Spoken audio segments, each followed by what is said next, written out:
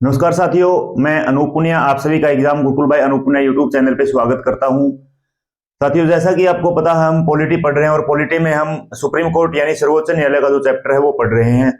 और सर्वोच्च न्यायालय का जो चैप्टर है यानी सुप्रीम कोर्ट का जो चैप्टर है उसमें आज हम पढ़ेंगे jurisdiction and powers of supreme court, यानी सर्वोच्च न्यायालय के क्षेत्राधिकार और शक्तियां, यानी जो सर्वोच्च न्यायालय के काम करने का अधिकार क्षेत्र कितना है, किस किस अधिकार में किस किस क्षेत्र में वो काम कर सकते हैं, और सुप्रीम कोर्ट के पास ऐसी क्या शक्तियां हैं जो हमारे देश के संविधान में जो हमारा देश का जुडिशरी सिस्टम है उसको इंटीग्रेटेड जुडिशरी सिस्टम बनाने का काम करती है, यानी एकीकृत जो न्यायपालिका है वो बनाने का काम करती है। इन चीजों के बारे में हम देखेंगे। तो एक बार जो नजर डाल लेते हैं कि कहां कहां पे जो हायर अथॉरिटी है, कहां कहां पे क्या है। ठीक है, बात करेंगे सबसे पहले यूएसए की, फिर ब्रिटेन की, फिर इंडिया की, तीनों को एक व्यू में देखेंगे। उसके बाद हम देखेंगे कि क्या क्या ज्यूरिसडिक्शन है। ठीक है, तो आज का हमारा टॉपिक क्या है? Jurisdiction and powers of supreme court, यानी सर्वोच्च न्यायालय के क्षेत्राधिकार तथा शक्तियां। अगर बात करें सबसे पहले यूएसए की, यूएसए में डबल जुडिशरी है। ठीक है, तो सबसे पहले किसकी बात करें हम? यूएसए की। यूएसए में क्या है? डबल जुडिशरी, यानी दोहरी न्यायपालिका।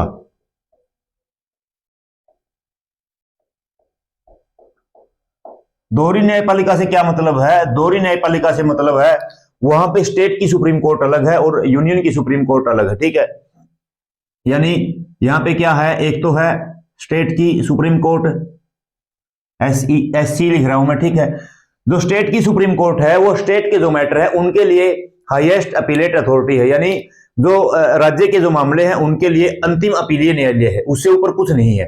स्टेट का जो सुप्रीम कोर्ट है वो सबसे अंतिम क्या है? अपीलीय न्यायालय है, यानी highest appellate authority, highest appellate authority for the matters of for the state matter, state matters. ठीक है, यानी राज्य न्यायालयों राज्य मामलों के लिए, राज्य के जो मामले हैं राज्य मामलों के लिए क्या है? राज्य मामलों के लिए अंतिम, राज्य मामलों के लिए अंतिम अपीलीय न्यायालय।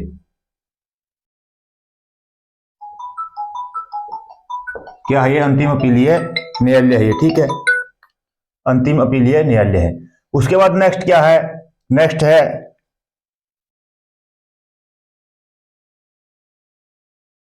नेक्स्ट क्या है? नेक्स्ट है union supreme court, union supreme court. ठीक है, स्टेट की अलग है, हर स्टेट में अलग सुप्रीम कोर्ट है, यूनियन सुप्रीम कोर्ट अलग है। अब आप समझ ही गए होंगे यूनियन सुप्रीम कोर्ट क्या है?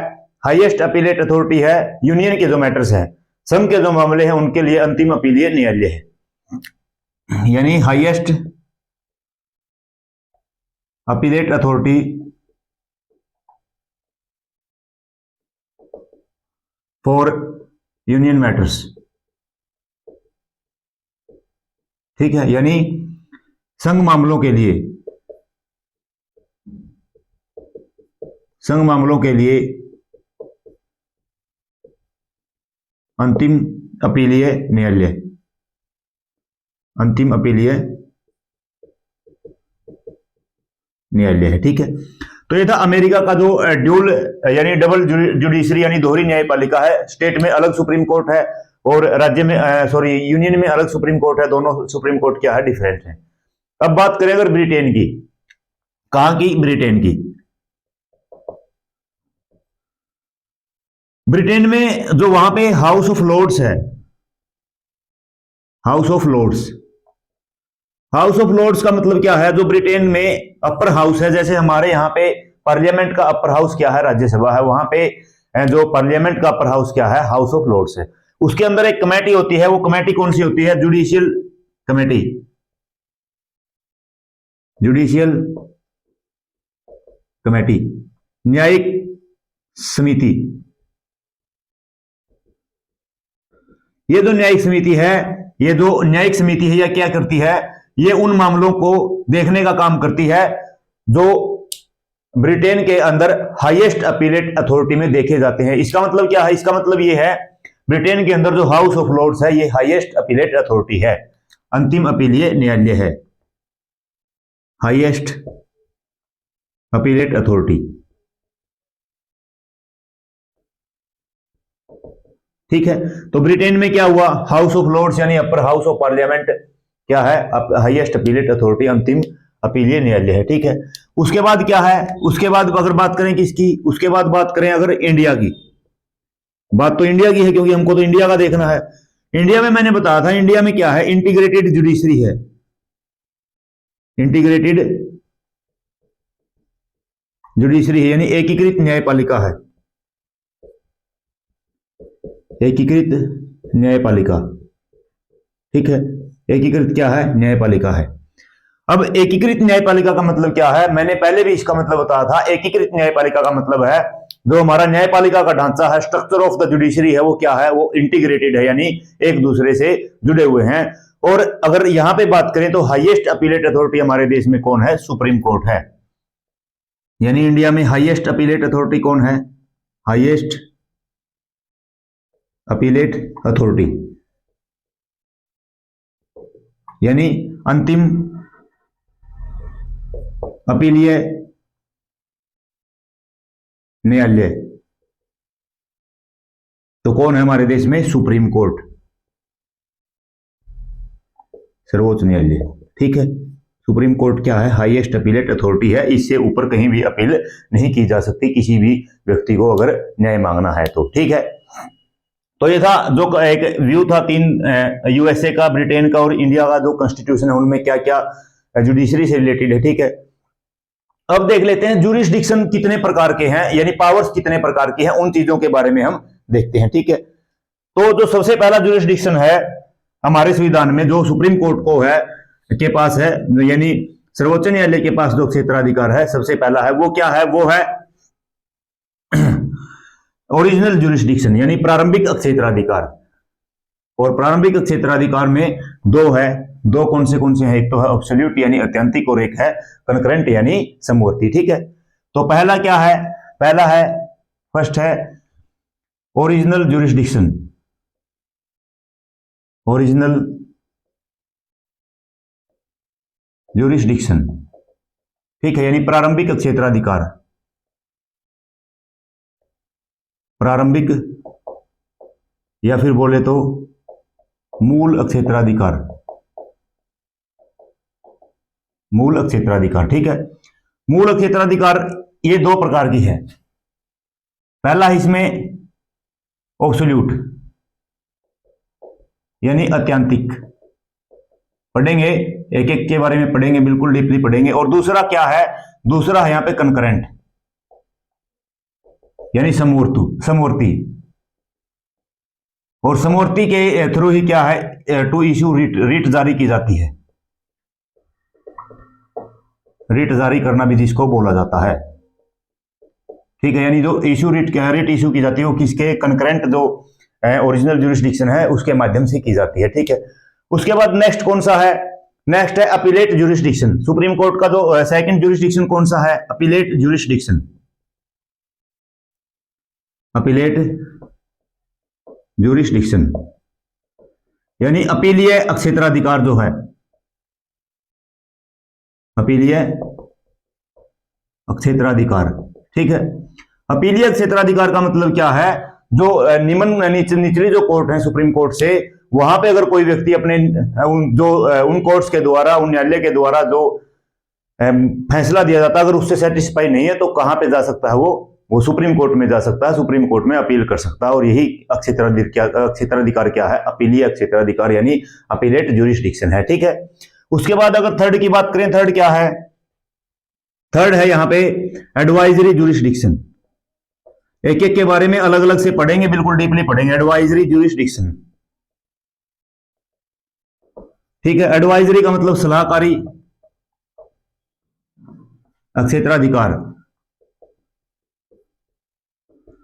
सलाहकारी क्षेत्राधिकार का क्या मतलब है, जब मैंने प्रेसिडेंट पढ़ा था तो वहां पे बताया था कि आर्टिकल 143 अनुच्छेद 143 के तहत क्या है, राष्ट्रपति सुप्रीम कोर्ट से विधिक मामलों में सलाह मांग सकते हैं। और फिर क्या है, जो सुप्रीम कोर्ट है राष्ट्रपति को सलाह दे सकती है या न दे, वो सुप्रीम कोर्ट की मर्जी है। ये एडवाइजरी जुरिस्डिक्शन में पूरा देखेंगे, यानी आर्टिकल 143 में जो पावर दी हुई है वो क्या है, वो एडवाइजरी जुरिस्डिक्शन है, सलाहकारी क्षेत्राधिकार है किसका, है सुप्रीम कोर्ट का। ठीक है, उसके बाद है जो नेक्स्ट है, यानी फोर्थ क्या है, फोर्थ है power of judicial review. Power of judicial review, ठीक है, यानी न्यायिक समीक्षा की या पुनरावलोकन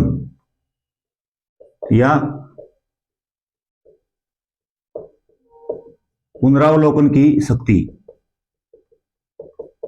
न्यायिक पुनरावलोकन की क्या शक्ति। ठीक है, न्यायिक पुनरावलोकन की शक्ति क्या है, सुप्रीम कोर्ट है जो अपने पहले दिए गए फैसले में, पहले जो डील किया गया मामला है उसमें क्या है, दोबारा से विचार कर सकती है। ठीक है, या फिर क्या हो सकता है, कोई एग्जीक्यूटिव ने यानी लेजिस्लेचर ने कोई विधि बनाई, लॉ बनाया और एग्जीक्यूटिव ने उसको लागू कर दिया, तो यानी जो विधिक मामले हैं, तो संविधान के अकॉर्डिंग है या नहीं, जो विधि बनती है या कोई भी अन्य मामला है वो संविधान के अनुसार है या नहीं, उस चीज की अगर जांच करनी है तो यानी वो भी अधिकार किसके पास है, वो सुप्रीम कोर्ट के पास है। जुडिशियल रिव्यू की जो पावर है वो किसके पास है, वो हमारी सर्वोच्च न्यायालय के पास है। ठीक है, यानी power of judicial review. Fifth क्या है, फिफ्थ है जो सुप्रीम कोर्ट है वो एक कोर्ट ऑफ रिकॉर्ड है, कोर्ट ऑफ रिकॉर्ड है, यानी अभिलेख न्यायालय। अभिलेख न्यायालय, अभिलेख न्यायालय का मतलब क्या है, हाई कोर्ट और सुप्रीम कोर्ट और हाई कोर्ट, हाई कोर्ट भी यहाँ पे जो है कोर्ट ऑफ रिकॉर्ड होती है। जो भी फैसले वहां पे सुनाए जाएंगे उनको लिखित रूप में रखा जाएगा, और किसी अधीनस्थ न्यायालय में सेम मामला अगर आता है तो उनको तथ्यों के आधार पे या उनको एविडेंसेस के आधार पे उनको आधार मान के फैसला फिर अधीनस्थ न्यायालय सुनाती है, तो इसको बोला जाता है अभिलेख न्यायालय। ठीक है, और जो सिक्स्थ है क्या है, अदर्स, अन्य क्या पावर है, अदर्स यानी अन्य क्या पावर है सुप्रीम कोर्ट के पास, इन चीजों के बारे में हम देखेंगे। ठीक है, तो आज का जो हमारा मेन टॉपिक है ज्यूरिसडिक्शन में है वो ओरिजिनल ज्यूरिसडिक्शन, यानी ओरिजिनल ज्यूरिसडिक्शन का मतलब क्या है, प्रारंभिक या मूल क्षेत्राधिकार। ठीक है, तो हम इसके बारे में देखेंगे, नोट कर लिया हुआ आपने सभी ने, तो अब देखते हैं। और इसमें ओरिजिनल ज्यूरिसडिक्शन में एब्सोल्यूट और कॉन्करेंट दोनों को अलग अलग हम देखेंगे। तो आइए शुरू करते हैं। जो फर्स्ट पॉइंट है वो है ओरिजिनल ज्यूरिसडिक्शन यानी प्रारंभिक या मूल क्षेत्राधिकार। आसान टॉपिक है, और मैं बता दूं आपको, देखिए बहुत से बच्चे हो सकता है इस चीज के बारे में पता भी ना हो आपको। अभी 11 फरवरी को क्या हुआ है, एचसीएस का एग्जाम हुआ है, उसमें आप जो पॉलिटी के क्वेश्चन है वो उठा के देखना, आप देखोगे कि जो हमारी क्लास नोट से जो मैक्सिमम क्वेश्चन आए हुए हैं, एक क्वेश्चन है जो पीआईएल है, पब्लिक इंटरेस्ट लिटिगेशन है, वो अभी तक हमने उस टॉपिक को पढ़ा ही नहीं, सुप्रीम कोर्ट के बाद पढ़ेंगे हम। ठीक है, जुडिशियल एक्टिविज्म और क्या पीआईएल का जो टॉपिक है वो पढ़ेंगे, लेकिन जो सारे के सारे बाकी क्वेश्चन है वो सारे के सारे क्वेश्चन हमारे क्लास नोट से आए हुए हैं। मैं ये नहीं कहता कि और किसी के क्लास नोट से नहीं आए हुए, जिस भी टीचर्स ने, जिस भी एजुकेटर ने डीपली पॉलिटी को पढ़ाया होगा उसी के एग्जाम नोट, सॉरी उन्हीं के क्लास नोट से वो आया होगा। ठीक है, तो इसलिए आप हमारा जो कंटेंट है उसकी क्वालिटी को समझिए, उसकी जो गहराई है उसको समझिए, और ये समझिए कि आपके लिए कितना उपयोगी है। आप चाहे HSSC, SSC, railway, Delhi police या फिर स्टेट पीसीएस की तैयारी कर रहे हो, या आप कहीं एक बार अपना जो प्लान बी है उसको एस्टेब्लिश करके, यानी पहले एक बार ये है भी हाँ नौकरी लेके उसके बाद मुझे एचसीएस या यूपीएससी की तैयारी करनी है, उसके लिए भी आपकी क्या है, हमारी क्लासेस क्या है, बहुत ज्यादा महत्वपूर्ण है और बहुत ज्यादा ही बेनिफिशियल आपके लिए रहेगी।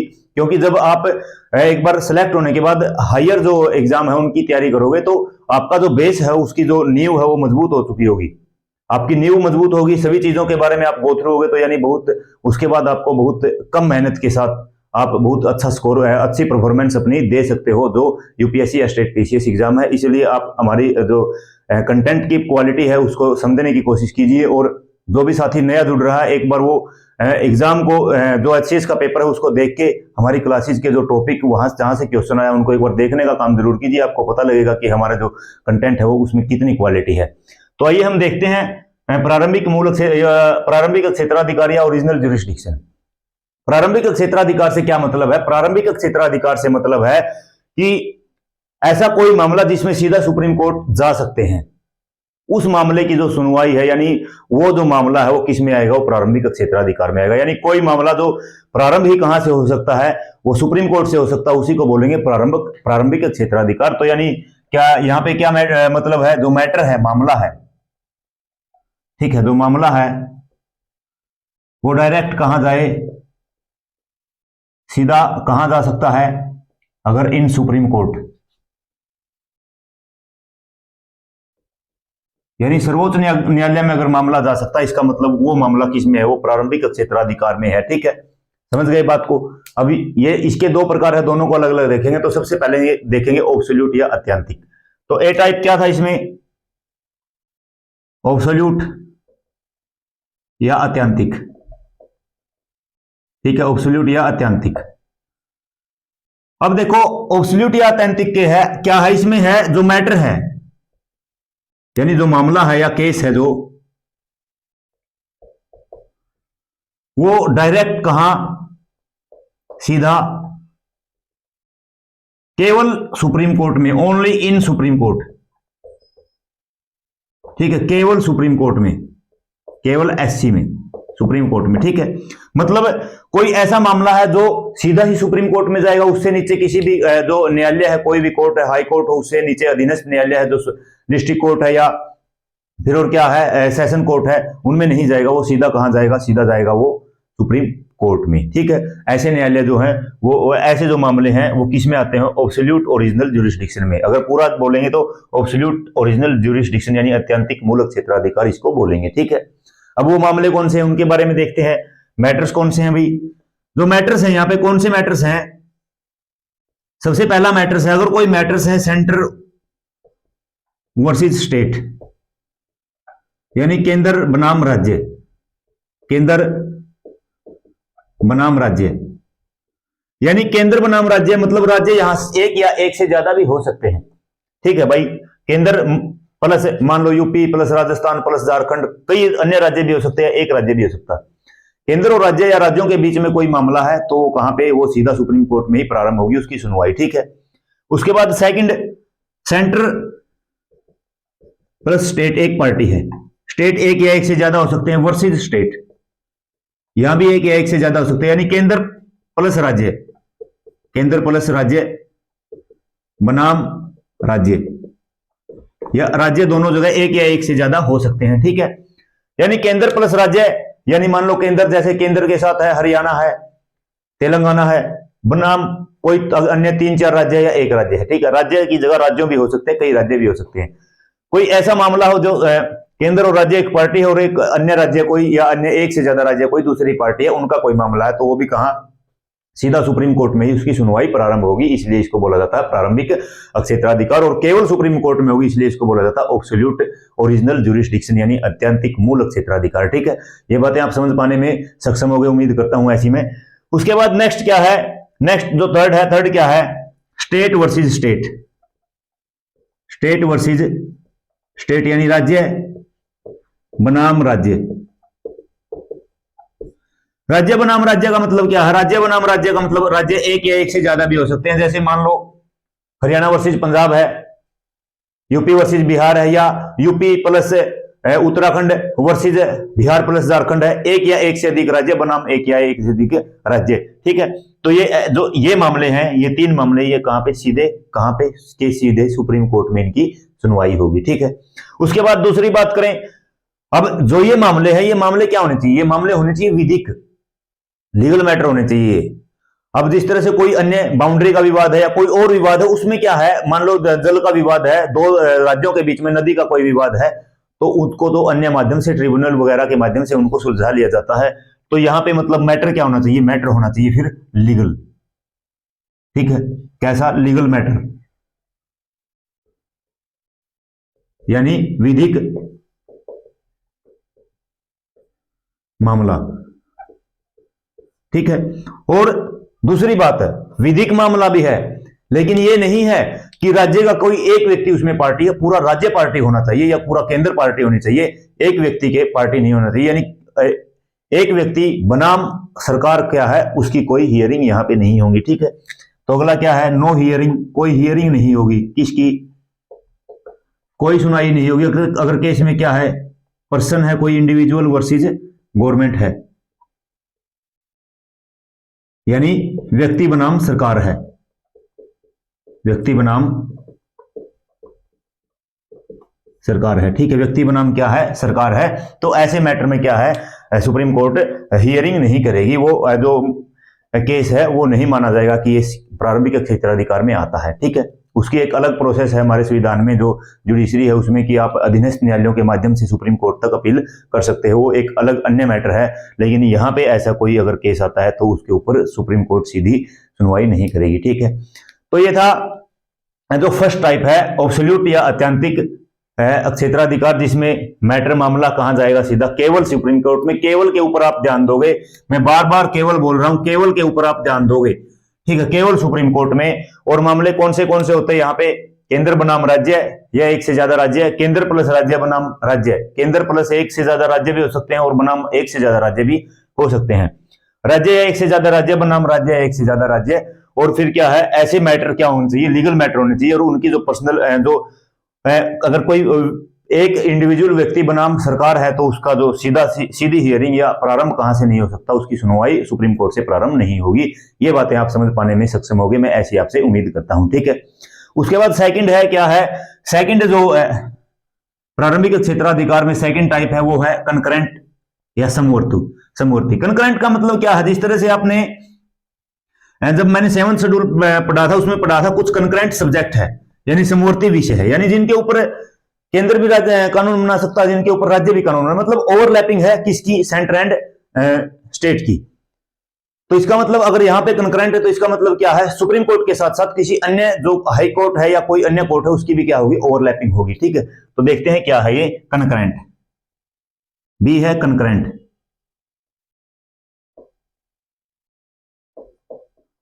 कंकरेंट यानी समवर्ती मूल क्षेत्राधिकार। ठीक है, पूरा कैसे बोलेंगे, कंकरेंट ओरिजिनल ज्यूरिसडिक्शन यानी समवर्ती मूल क्षेत्राधिकार। तो इसके बारे में क्या है, इसमें जो मैटर होता है, मामला है जो डायरेक्ट सुप्रीम कोर्ट में भी जा सकता है, कहां पे, सुप्रीम कोर्ट में भी जा सकता है, अदर कोर्ट या अन्य कोर्ट में भी जा सकता है। ठीक है, कहां पे, अन्य कोर्ट में भी जा सकता है, अदर कोर्ट यानी अन्य न्यायालय, अन्य न्यायालय में भी जा सकता है। ठीक है, अब देखो डायरेक्ट जा सकता है सुप्रीम कोर्ट में भी या अन्य न्यायालय में भी, तो ओवरलैपिंग हो गई दूसरे न्यायालय के साथ सुप्रीम कोर्ट की, इसका मतलब ये, इसीलिए क्या है, ये कंकरेंट है या समवर्ती है। और इसी में जो रिट जारी की जाती है हाई कोर्ट और सुप्रीम कोर्ट के द्वारा, वो क्या है, इसी में है, यानी यहां पे अगर बोला जाए तो इसी के माध्यम से क्या है, टू इशू रिट यानी न्यायादेश, या जिसको रिट भी बोलते हैं, हिंदी में भी रिट बोल देते हैं इसको, रिट जारी करना, रिट जारी करना। और अगर इसका एग्जांपल देखें तो क्या होगा, मान लो कोई व्यक्ति है, किसी व्यक्ति के मौलिक अधिकारों का हनन हो जाता है, तो उसका जो कंकरेंट ओरिजिनल ज्यूरिसडिक्शन है यानी समवर्ती मूल क्षेत्राधिकार है, वो कैसे प्रयोग करेगा, उसका मैं एक एग्जांपल देता हूं आपको। मान लो on violation of fundamental rights, on violation of fundamental rights, FR लिख रहा हूं मैं। ठीक है, फंडामेंटल राइट्स, मौलिक अधिकारों के FR के हनन होने पर, हनन मतलब उल्लंघन होने पर, कोई व्यक्ति है उसके फंडामेंटल राइट से मौलिक अधिकारों का उल्लंघन हो गया, तो इसका मतलब क्या है, यहां पे फिर रिट इशू की जाती है। क्या की जाती है, रिट इशू की जाती है। और रिट इशू किसके माध्यम से की जाती है, दो है, पहला क्या है, आर्टिकल 32 के तहत, और आर्टिकल 32 देखते ही आपको मौलिक अधिकार का टॉपिक याद आना चाहिए। मौलिक अधिकार में जो 6th मौलिक अधिकार था, 6ठा मौलिक अधिकार 6th फंडामेंटल राइट था, राइट टू कॉन्स्टिट्यूशनल रिमेडीज यानी संवैधानिक उपचारों का अधिकार, वो आपको याद आना चाहिए। अगर आपको आर्टिकल 32 पढ़ते ही अगर वो टॉपिक याद आता है, इसका मतलब क्या है, आपकी तैयारी है, जो प्रिपरेशन है अच्छे तरीके से चली हुई है, यानी आप प्रॉपर तरीके से रिविजन चीजों का कर रहे हो और आप बहुत अच्छे ट्रैक पे चले हुए हो। ठीक है, आर्टिकल 32 के तहत सुप्रीम कोर्ट रिट जारी करता है, कौन, सुप्रीम कोर्ट। और एक है आर्टिकल 226 अनुच्छेद 226 के तहत कौन, हाई कोर्ट रिट जारी करता है, कौन, हाई कोर्ट रिट जारी करता है। ठीक है, supreme court SC, high court HC। अब एक क्वेश्चन यहां पे आता है और एक इंपॉर्टेंट पॉइंट मैं आपको बताता हूं, उस पॉइंट को आप ध्यान रखना। क्वेश्चन की फॉर्म में कभी भी आ सकता है, स्टेट पीसीएस वगैरह या यूपीएससी वगैरह एग्जाम में आ सकता है। जो रिट इश्यू करती है सुप्रीम कोर्ट, जो रिट इश्यू करती है ओनली फॉर फंडामेंटल राइट्स, मौलिक अधिकारों के हनन होने पर ही वो रिट इश्यू करती है, ठीक है। यानी ओनली फॉर, सुप्रीम कोर्ट क्या करती है, ओनली फॉर फंडामेंटल राइट्स, सिर्फ और सिर्फ मौलिक अधिकारों के हनन होने पर। लेकिन जो हाई कोर्ट है वो फंडामेंटल राइट्स के लिए भी कर सकती है और वो अदर मैटर्स के लिए भी कर सकती है, अन्य मामलों के लिए भी कर सकती है, अन्य मामलों के लिए भी कर सकती है, ठीक है। अब देखिए डिफरेंस देखिए आप, सुप्रीम कोर्ट केवल और केवल फंडामेंटल राइट्स के ऊपर हनन होने पर, लेकिन हाई कोर्ट फंडामेंटल राइट्स के साथ साथ अन्य मामलों पे भी। इसका मतलब क्या है, जो रिट इश्यू करने का, रिट जारी करने का क्षेत्राधिकार है वो सुप्रीम कोर्ट का कम है और हाई कोर्ट का क्या है, ज्यादा है। आप यहाँ पे बोर्ड पे क्लियर इन चीजों को देख पा रहे होगे, ठीक है। अब इसका मतलब क्वेश्चन ये भी बन सकता है, क्या सुप्रीम कोर्ट का जो रिट जारी करने का क्षेत्राधिकार है हाई कोर्ट से कम है? तो आप सोचोगे नहीं, सुप्रीम कोर्ट तो सुप्रीम है, उसका कम हो नहीं सकता, लेकिन यहाँ पे है। इसलिए आपको ये पॉइंट इंपॉर्टेंट बन जाता है एग्जाम पॉइंट ऑफ व्यू से, और इस पॉइंट के ऊपर आप बिल्कुल विशेष फोकस रखना। कहीं पे आप लिख भी सकते हो कि जो सुप्रीम कोर्ट का रिट जारी करने का क्षेत्राधिकार है वो हाई कोर्ट के रिट जारी करने के क्षेत्राधिकार से कम है, ठीक है। ये कभी भी क्वेश्चन आ सकता। अब तो आपको समझ में आ गया, लेकिन बाद में रिवीजन करोगे तो आपने नोटबुक में पॉइंट नोट नहीं किया हो उसको स्किप करते जाओगे और फिर जो बाद में आप क्या है उसको भूल जाओगे, फिर वो एग्जाम के टाइम में दिक्कत दे सकता है, ठीक है। तो ये था रिट इश्यू करना। और मैंने बताया है जो फंडामेंटल राइट्स का टॉपिक है उसमें आर्टिकल 32 जब मैंने पढ़ा था, सिक्स्थ फंडामेंटल राइट्स, छठा का मौलिक अधिकार क्या, राइट टू कॉन्स्टिट्यूशनल रिमेडीज, यानी संवैधानिक उपचारों का अधिकार। उसके अंदर मैंने बताया था 5 प्रकार की रिट होती है। पहली कौन सी होती है? पहली होती है एबियस कॉर्पस, यानी बंदी प्रत्यक्षीकरण। दूसरी होती है सेकंड जो होती है वो क्या होती है? मैंडेमस यानी परमादेश। तीसरी होती है सर्स्योररी यानी उत्प्रेषण। फोर्थ क्या है? फोर्थ होती है प्रोहिबिशन यानी प्रतिषेध। और जो फिफ्थ होती है क्या? क्यू वारंटो यानी अधिकार पर्चा। अगर ये 5 प्रकार की रिट है, मैं यहाँ पे डीपली नहीं बताऊंगा। अगर आपको इनके बारे में डीपली पढ़ना है, पूरी एक क्लास इन 5 रिट्स के ऊपर है। इसलिए आप जो आर्टिकल 32 है यानी फंडामेंटल राइट्स में जो संवैधानिक उपचारों का अधिकार वाली क्लास है उसको आप जरूर देखना, अगर आप रिट्स के बारे में डीपली जानना चाहते हो, ठीक है। यहाँ पर मैं इतना ही बताऊंगा।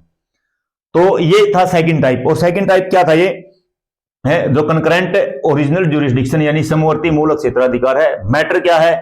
सीधा सुप्रीम कोर्ट भी जा सकता है, सीधा अदर कोर्ट्स भी जा सकता है, ओवरलैपिंग हो सकती है। इसलिए क्या है, यहाँ पे जो न्यायाधीश जारी करना का काम है वो किसके, कंकरेंट जो ज्यूरिसडिक्शन होता है उसके माध्यम से किया जाता है। एग्जाम्पल क्या लिया? मौलिक अधिकारों के हनन होने पर जो रिट जारी की जाती है आर्टिकल 32 के तहत सुप्रीम कोर्ट, आर्टिकल 226 के तहत हाई कोर्ट। सुप्रीम कोर्ट सिर्फ और सिर्फ मौलिक अधिकारों के लिए रिट जारी करती है, लेकिन हाई कोर्ट मौलिक अधिकारों के साथ अन्य मामलों के लिए भी रिट जारी करती है, ठीक है। इसलिए क्या है, सुप्रीम कोर्ट का जो रिट जारी करने का क्षेत्राधिकार हाई कोर्ट के रिट जारी करने के क्षेत्राधिकार से कम है। ये बातें आप समझ पा रहे होगे, मैं ऐसी उम्मीद आपसे करता हूं, ठीक है। अब ये हो गया जो ओरिजिनल ज्यूरिसडिक्शन का जो दोनों टाइप थे वो हो गया। अब कुछ ऐसे भी पॉइंट है, कुछ ऐसे मैटर्स हैं जिसको आपको देखने में ये लगेगा कि हाँ ये जो ओरिजिनल ज्यूरिसडिक्शन के अंदर आते हैं, क्योंकि उनमें सेंटर वर्सेस स्टेट या स्टेट वर्सेस स्टेट भी हो सकता है। तो इसलिए क्या है, उन पॉइंट्स को आप नोट करना कि ऐसे कौन से पॉइंट है जो आउटसाइड रखे गए हैं सुप्रीम कोर्ट के जो ओरिजिनल ज्यूरिसडिक्शन से, ठीक है। तो ऐसे पॉइंट हम नोट करेंगे, यानी jurisdiction of supreme court does not extend to the following points. आप हेडिंग डाल सकते हो, इंपॉर्टेंट टॉपिक है, आसान टॉपिक है, ठीक है।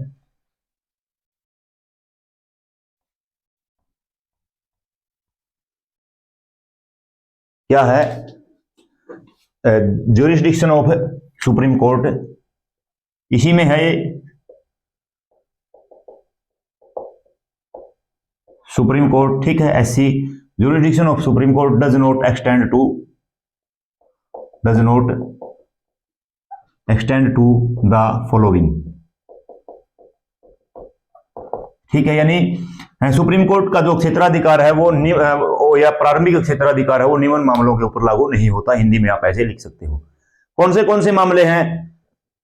पहला मामला क्या है? पहला मामला है जो प्री कॉन्स्टिट्यूशनल यानी पूर्व संविधान के जो ट्रीटीज या एग्रीमेंट, संधि या समझौते, pre constitutional treaties and agreement. तो फर्स्ट क्या है? फर्स्ट है pre constitutional pre constitutional treaty and agreement. ठीक है, यानी पूर्व संविधान, पूर्व संविधान का मतलब संविधान लागू होने से पहले, पूर्व संविधान 1950 से पहले पूर्व संविधान संधि व समझौते का अगर कोई मामला है, संधि व तथा समझौता, अगर ऐसा कोई मैटर है तो क्या है वो जो सुप्रीम कोर्ट के प्रारंभिक क्षेत्राधिकार में नहीं आएगा। ठीक है, ओरिजिनल ज्यूरिसडिक्शन में नहीं आएगा। उसके बाद दूसरा क्या है, दो राज्यों के बीच में अगर वाटर यानी पानी का विवाद है, inter state water dispute. Second क्या है, इंटर स्टेट वाटर डिस्प्यूट। ठीक है, देखो ट्रीटी या एग्रीमेंट दो राज्यों के बीच में हो सकता, केंद्र या राज्य के बीच में भी हो सकता है, इसलिए आपको लगेगा ओरिजिनल ज्यूरिसडिक्शन का पॉइंट है, लेकिन ऐसा नहीं है। और यहां पे भी इंटर स्टेट यानी दो राज्यों के बीच में, दो से अधिक राज्यों के बीच में पानी का विवाद यानी अंतरराज्यीय,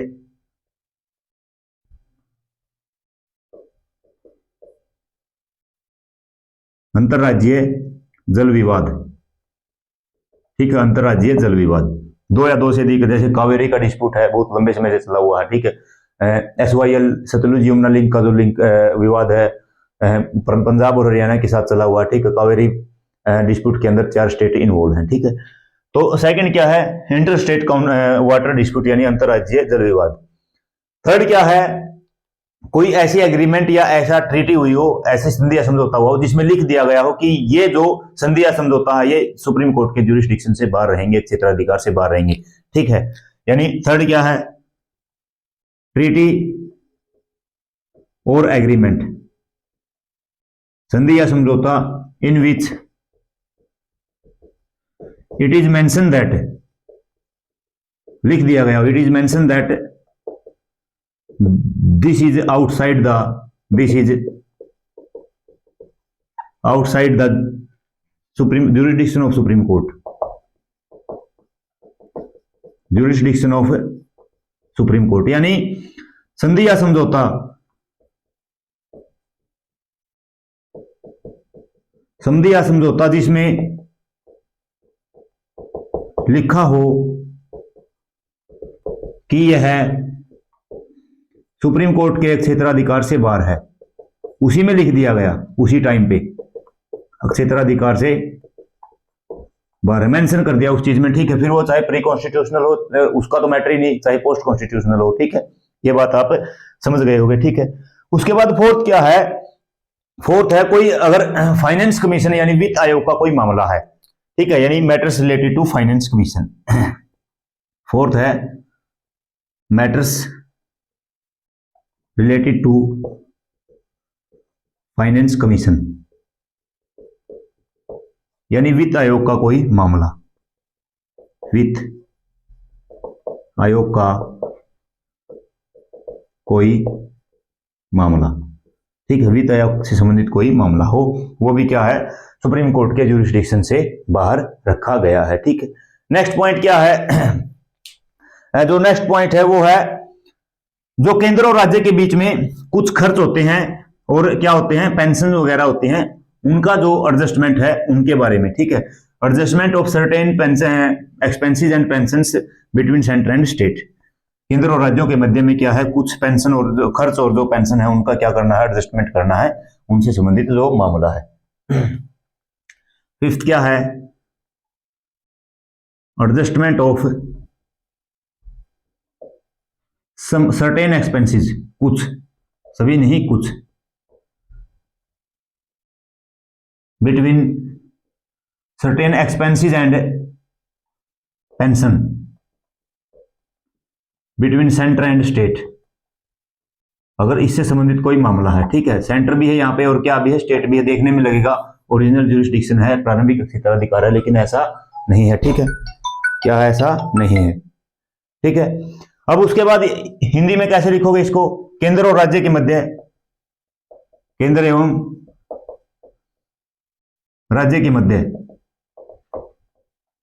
केंद्र एवं राज्य के मध्य क्या, खर्चे तथा पेंशन के मामले,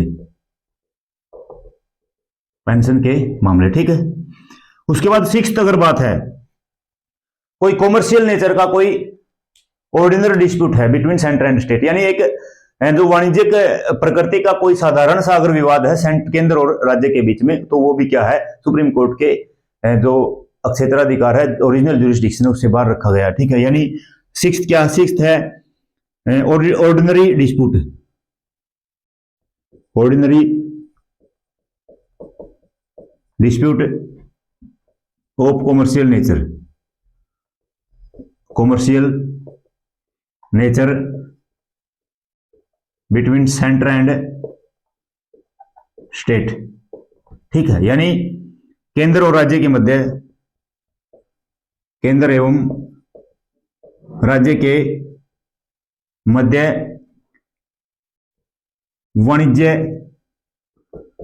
वाणिज्यिक प्रकृति का, कॉमर्शियल नेचर का क्या है, कोई साधारण विवाद का, प्रकृति का साधारण विवाद।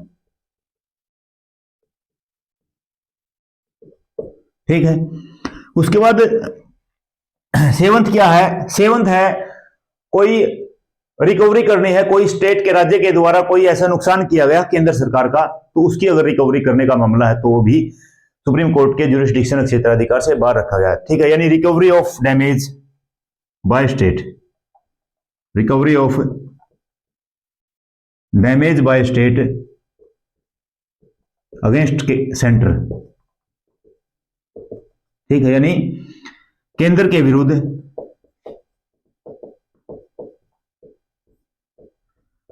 राज्य द्वारा नुकसान की भरपाई, नुकसान की क्या भरपाई। तो मैंने 7 पॉइंट लिखवाए हैं, 7 पॉइंट में आप देख लेना, सेंटर वर्सेस सेंटर है या सेंटर वर्सेस स्टेट है या स्टेट वर्सेस स्टेट है। तो ऐसे देखने में आपको ये लगेगी सारे के सारे जो मामले हैं, विवाद है, वो किससे संबंधित है, वो सुप्रीम कोर्ट के ओरिजिनल ज्यूरिसडिक्शन से संबंधित है या ज्यूरिसडिक्शन से संबंधित है, लेकिन ऐसा कुछ नहीं है। ये जो मैटर्स है ये मतलब कमीशन बैठा के या फिर ट्रिब्यूनल्स के माध्यम से इनको सोल्व कर लिया जाता है और ये सुप्रीम कोर्ट के क्षेत्राधिकार से इनको बाहर रखा जाता है। ठीक है, तो ये था तो फर्स्ट जो पहला प्रकार का क्षेत्राधिकार था, यानी फर्स्ट ज्यूरिसडिक्शन था ओरिजिनल ज्यूरिसडिक्शन, उसके बारे में हमने डिटेल से देख लिया। उम्मीद करता हूं सभी चीजें आपको अच्छे तरीके से समझ में आ रही होगी। और एक बार फिर से मैं आपसे ये दावा करता हूं कि आप स्टेट पीसीएस यहां तक यूपीएससी के परी के जो क्वेश्चन है उनको उठा के देखिए, हमारी क्लासेस करने के बाद वो क्वेश्चन आपसे आराम से सोल्व होंगे। इसलिए आप क्या है, क्वालिटी कंटेंट हमारा है, इसके ऊपर विश्वास कीजिए और ऐसे ही जुड़े रहिए हमारे चैनल के साथ। अगर आप हमारे चैनल पे फर्स्ट टाइम विजिट कर रहे हो तो चैनल को सब्सक्राइब करना, लाइक करना, वीडियो को शेयर करना और कमेंट में बताना जो पॉलिटी की क्लास है वो आपको कैसी लगी। और कमेंट के माध्यम से कोई और अन्य राय आप हम तक पहुंचाना चाहते हो तो वो भी आप पहुंचा सकते हो। इस चैनल पे आप जुड़े हो, इतना प्रेम और प्यार दे रहे हो, इतना सहयोग दे रहे हो, इस सहयोग के लिए, इस प्यार के लिए आप सभी साथियों का बहुत बहुत धन्यवाद। मिलते हैं एक और बेहतरीन क्लास के साथ, तब तक के लिए आप सभी साथियों को नमस्कार।